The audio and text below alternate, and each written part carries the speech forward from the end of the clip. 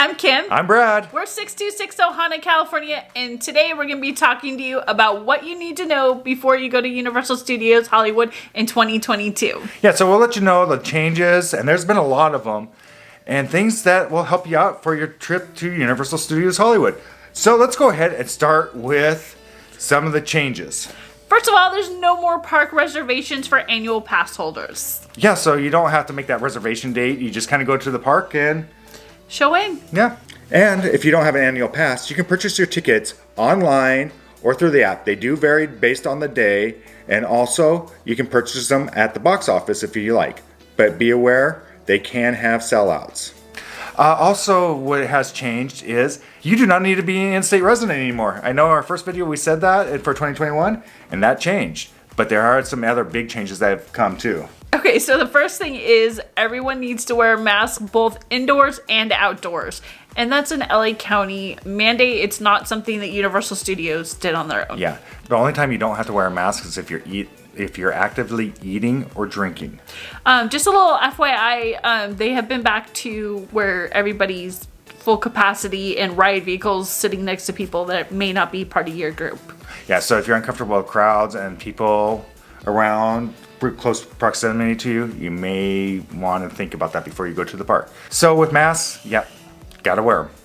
Okay, so next, the big change that came across today was about the COVID-19 vaccine requirements and or negative COVID test. And the vaccine orders have been at Universal Studios for those who are, well, first of all, adults, so 18 and older, and then they went down to 12 and older, and they actually gave you this as you drove up to let you know that you had to do this.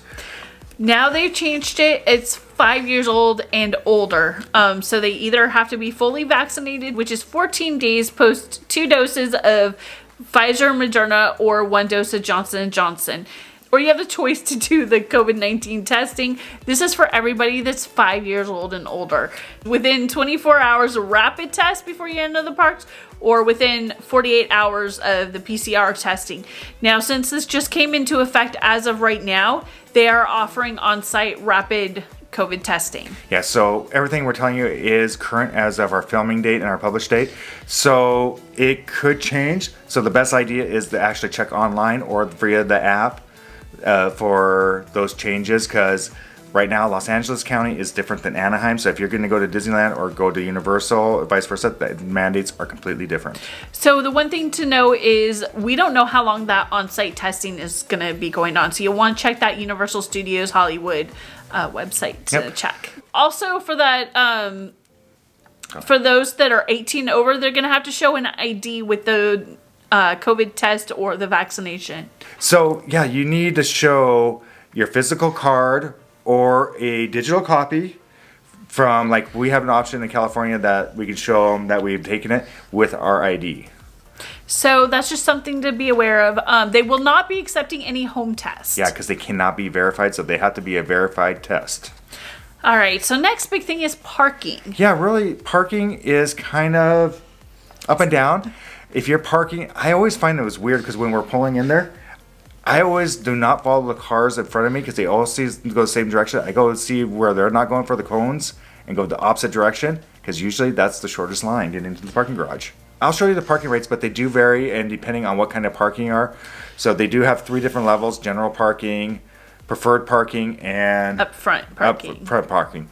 We usually do like to pay extra because we are pass holders. So it's like us if we were to pay general parking, like just a few dollar upgrade. So for the preferred parking, because that puts us into the old Frankenstein lot, which is a lot closer. Okay, next thing is the earlier you go, just like any other theme park, the better off you are.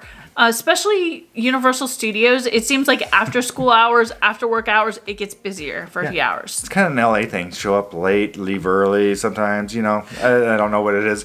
But really what we found is early in the morning when you get there, if the ride you really want to ride is check the app, see what time it is, and if the wait time is really low, go for it. A lot of times, like Harry Potter and the Forbidden Journey, that might be a good time to go, especially if it shows like a 15-minute wait. Sometimes that just means it's a walkthrough. Yeah. I would watch the app time, and if not, I would go to the lower lot. Yeah, really, you got 2 rides that a lot of people want to ride down there, which is the Mummy and Transformers, and actually make it 3. I forgot. Jurassic World, if you really want to get wet here in the morning. Summer mornings. Yeah, but those people tend to go to the other rides up in the upper lot first and don't go down to the lower lot. And we always find that wait times on there a lot shorter. So the other thing is, if you're looking at your app or if you're seeing the updated wait times on the board and you're like, it's starting to creep up a bit, you might want to consider the Express Pass. Yeah, and that does vary in price. And so check the website because it does vary from day to day, from weekend to weekday. There's times that we found it's not necessary, really. It is, but then there's other times where like, wow, we wouldn't have gotten a lot done. It came with our Platinum Pass before.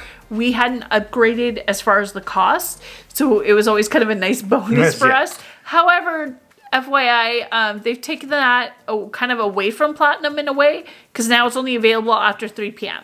Yeah, so if you do have Platinum and it's after 3 p.m., the park does sometimes close early at 6 or 7 o'clock. It'd be hard. Yeah. So that's something to be aware of. So if you do have questions about the Express Pass, we'll link the video down below. It will tell you the really, we go in depth and talk about is it worth it and how to make the most out of it. Yeah. So another thing is if you're planning to eat a lot at restaurants, like your dinner or lunch at Universal Studios, be aware of the times, because sometimes those restaurants open and close later or earlier, and a lot of times those restaurants close early before the park closes. So this kind of was interesting also when they did like extra events, when they did Halloween Horror Nights and things like that. Like Jurassic Cafe was only open like late afternoon dinner and then throughout the evening. And so you kind of have to see what's available. Universal is one of the few theme parks that I really feel like you have to pay attention to restaurant times, because it varies more than almost any other theme park we've seen. So that's just something to kind of keep in mind. Yep. Another thing to be aware of is the studio tour does close earlier than all the other rides, because obviously they're trying to go through the studio. And if you're going during a weekday, that may affect your studio tour as well. Yeah. The reason why is because sometimes they are shooting and it is an active sets down there, so sometimes they need to close a certain area to be shooting, so you may get a different experience every time you go on it. And weekends, if you're going through and you're expecting to see a whole lot of activity, sometimes there's not a whole lot of activity. It's kind of a weird thing because with Netflix and all these other movies, like kind of studios, they're filming more often down in the lot, so even on the weekend you might find that they're filming. Yeah. It's just been a very odd since all that stuff is kind of taken off, they're filming all the time. And like Wisteria Lane, or what they go down that was like Wisteria Lane and where they did the monsters and a bunch of stuff, that seems to be almost closed every time we go down. Yeah, they're using it a lot. So your very great thing about it is every time you go on the ride, there's something usually different on it. Yeah, we always enjoy it. Yeah. So as far as wait times, again, we talked about early in the morning. We do find they do creep up about 3 o'clock, and now we're getting into well, sometimes I actually see about noon. Sometimes we start just kind of seeing that late morning, and definitely by late afternoon. Yeah, and that really depends on what the school schedules are. So normally around 2 o'clock, a lot of the schools in the Los Angeles area get out, and a lot of people go. Also, now you're going to have running into holidays and special events that are going on at Universal Studios, so be aware of. So what we mean about holidays is you start getting President's Day, Martin Luther King, and then you get into spring breaks and things like that. Summer break, 4th of July, busy seasons. So it could be busy all day, so that early morning idea is the best. Those holiday times, it might be the time to look at getting that Express Pass.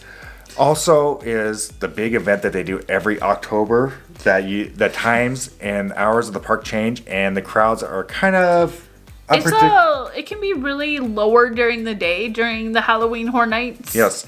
And then all of a sudden at about 3 o'clock, it just explodes. Right, because they have a 2 o'clock and after ticket that you can use. But then also they've been doing like different food festivals. We'll see if that comes back this year. Things like that. So that may come back in the spring. Mm-hmm.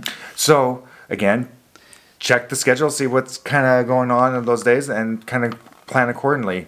If schools are out, it's going to be busy. If schools are in, it's actually a really great time to go to Universal Studios Hollywood. Actually, a lot of times when our son's in school, Brad and I go for a half a day. And we usually are able to get through every ride, even without the Express Pass. All right, if you found this video helpful, please like, subscribe. And follow along with our Ohana. And if you have any questions, please ask them down below. We'll try to answer them the best we can. And like we said, we go to Universal a lot, so we've got a lot of knowledge on it. And of course, we have tons of videos. We have a Universal playlist that you guys can check out. So with that, I think it's time for us to say goodbye and Find your magic. Bye, everyone.